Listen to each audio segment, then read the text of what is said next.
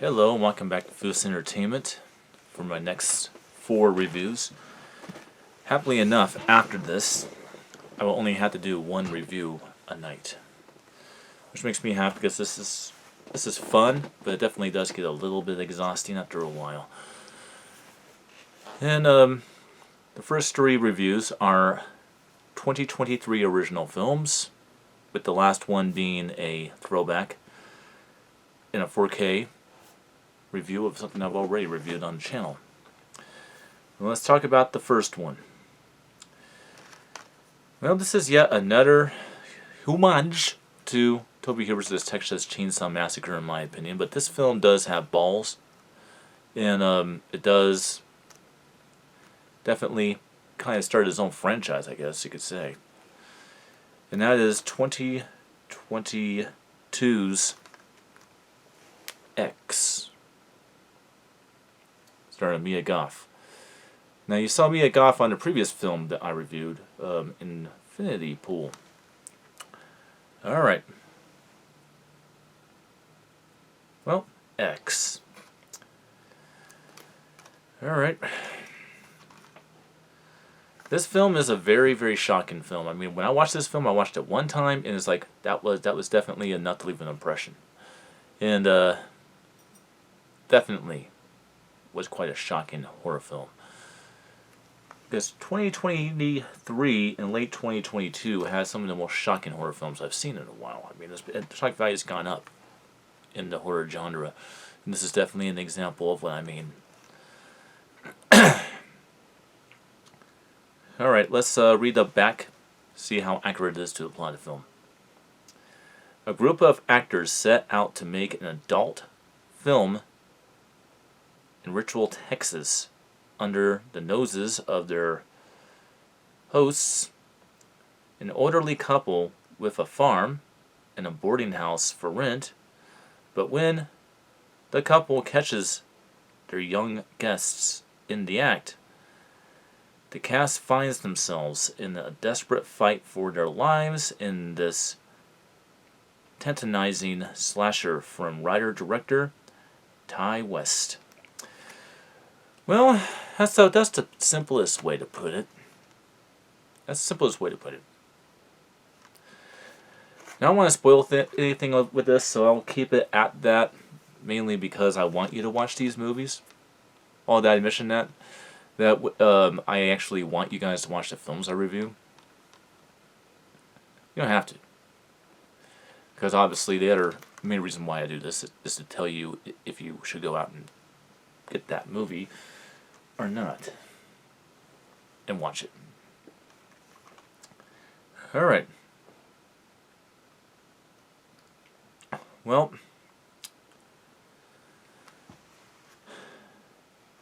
why do I call this a homage? Just like People Under the Stairs and House of 1,000 Corpses and Devil's Rejects and Free from Hell, films like that. Why I call this a homage to Texas Chainsaw Massacre? It's because it has like that Texas country western aspect to the film, that hillbilly aspect to the film, as it were, and it just simply has a 1970s vibe to the film as well. In fact, the film takes place in the 1970s, and there's lots of references to it taking place in the 1970s. Now, what makes this film disturbing is you have some very disturbing things that crawl into your skin. Like the elderly couple, for example. What makes this very disturbing is the main villain of the movie, which is a character by the name of Pearl. Basically, she's an old woman, about like almost 100 years old, and she has great memories of when she was young and beautiful. And she's admiring these young miscreant children, as I would call them, going ahead and having sexual orgasmic fun, and she is kind of getting turned on by it. And it's just a very disturbing movie. And this is definitely a slasher film, and there's some some very, very innovative kills that would make the Jason Voorhees films have a run for their money in this. Overall, this is just a very balls crazy slasher film with a 1970s Texas Chainsaw Massacre vibe to it. So, yeah, what I can say about that, this film is, my dad would love it. I, for one, obviously didn't completely love this movie. I'm not going to rant the film because it's a good horror film. But this type of subgenre of horror is something I never ever truly got into. I wonder what I'm doing right there. I'm actually watching an episode of Lucifer on Netflix at the same time as reviewing these. I kind of like have something going on in the background. It's muted, you just can't hear it. But that's because, the channel is not popular enough to where I can do stuff like that. Nor would I. One thing to disturb us. Alright. And so, films like this can't really relate to them all that much. They kind of go to that tongue-in-cheek of trying to be realistic on something that actually could really happen. And, well, that's not really my cup of tea when it comes to horror films. I prefer horror films to have things that are out there that, well, they're scary, they're creepy, they're innovative, and they get underneath your skin, but at the end of the day, we know that actually can't happen. As opposed to a film like X, or House of Corpses, and the two sequels to that, or the Texas Chainsaw Massacre, or People Under Stairs, which are exposition films of things that really could happen, but don't have really a fantasy element at all. And that's kind of the subgenre of horror I'm talking about when it comes to this slasher film, X. Now, what's interesting about this film is the quality, so we're going to go into that. This is a very weird frame. I have not seen this frame before, and this is a very, very weird widescreen ratio. And usually I don't bring widescreen ratios up anymore, but this one's an interesting one. This film's in 1.90.1 widescreen, which is a very interesting thing. It's almost like it's trying so hard to be a 70s film that it kind of has like a 70s type look to just the ratio of the film. It's very, very, very, very different. In terms of that. It does come with a 5.1 DTS HD master audio sound presentation, and this is a regular Blu-ray. And I also might add, this is where I got to pick on people again. This is from a company called A24 Films, which is a division of Lionsgate that makes independent indie horror films. And, well, another company that wants to basically make you buy this so you can get 4K.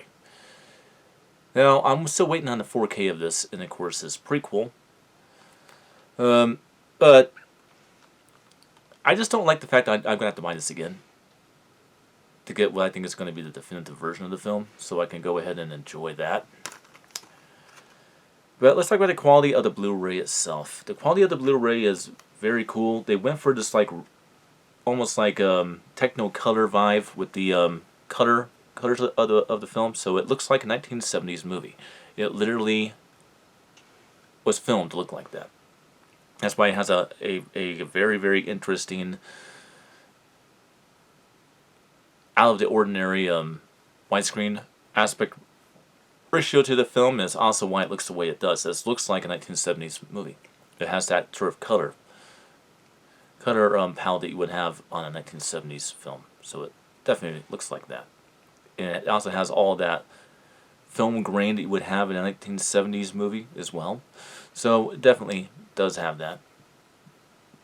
As for the audio is definitely above generic. There's a lot of really cool little effects that come around. The audio does not sound like a 1970s film. It definitely sounds like a modern movie. You have a lot of surround effects in it and stereo effects. It makes very good use of whatever setup you're using that has 5.1 or higher sound capabilities. So that definitely a good watch. Now, the question that's probably on everybody's mind who has seen this movie as well as this prequel, why did I choose to review 2022's X first? Well, because if I were to have set it up to where I reviewed Prill first and then X, it certainly wouldn't be so dramatic. Because, let's face it, the reason why Prill exists is because people were very curious about our villain in the film X. And they wanted to explore more about that character, which is the reason why Prill exists in the first place. And yeah, Prill in a lot of ways makes you appreciate the villain character and understand a little bit psychologically about why she's so demented in X. It makes you have a deeper understanding about why she's so demented.